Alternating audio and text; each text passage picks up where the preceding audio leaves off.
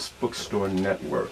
Today we are joined by what one could call community celebrities. These are a couple of brothers who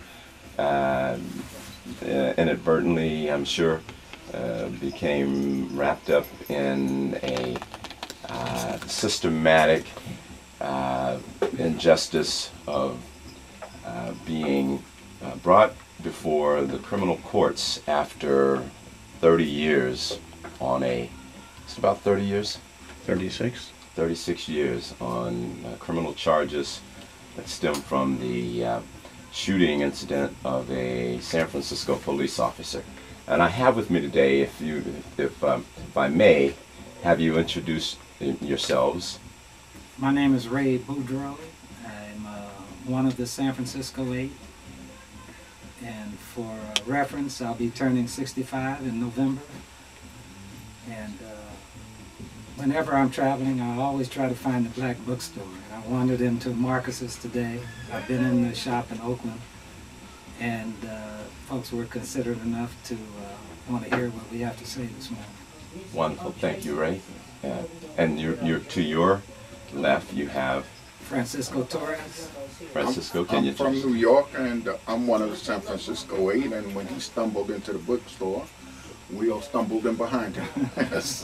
And you were hospitable enough here to take us in and just show us around, and here we are sitting here for an interview with you, so.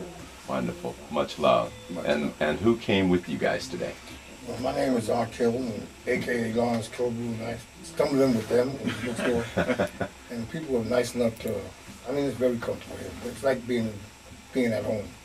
And I'm a supporter of their cause, and just come along to be company to gentlemen like my brother over here, Francisco Torres, on the way home to deliver him for his family. Make sure he gets there all right, in good health. That's all. That's important. Now, Ray, tell me, did the San Francisco 8, did you guys all know each other back at that time? What we were talking about is what, 1960? Some of us knew each other and some of us didn't. Okay. And the San Francisco 8 is largely a police creation. It's brought us all back together.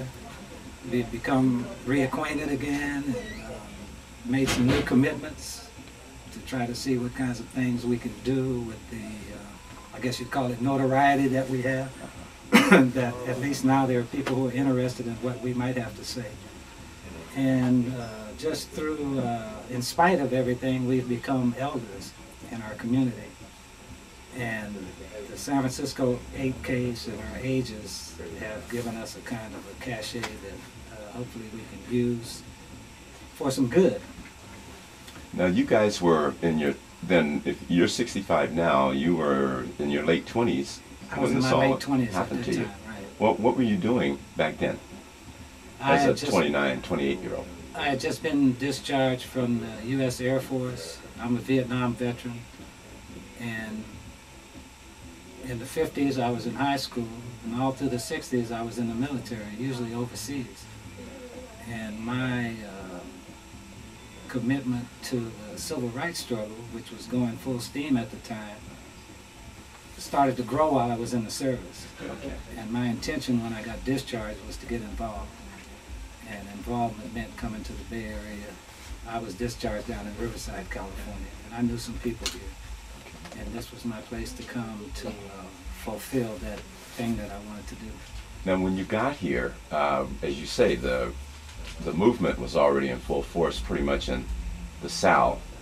What did you find here in San Francisco? Because what year are we talking about? I came here in January of '68. In '68. Mm-hmm. So you had you had the peace love movement going on in San Francisco. You had the Nation of Islam. Right. You had the Black Panthers. Right. You had some scene going on with, I guess, the Black student leadership. All of that. All of that going on.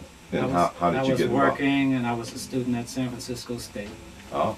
And I met the people there, Terry included. And Terry, who are you referring Terry to? Collins, right? Terry, okay. San Francisco, the stalwart. Okay. And One of the original stumpers, huh? the originals. And from my own desire and from the people that I know, I began to meet people and to decide, in what way I could contribute. But I had a family and I was working. At that time, you had a family, and it took courage to go out on the street, Well, knowing that you had mouths to feed, I right? had been on the streets in Vietnam, Uh-huh. so, on the streets of San Francisco couldn't have been too bad. Yeah, yeah.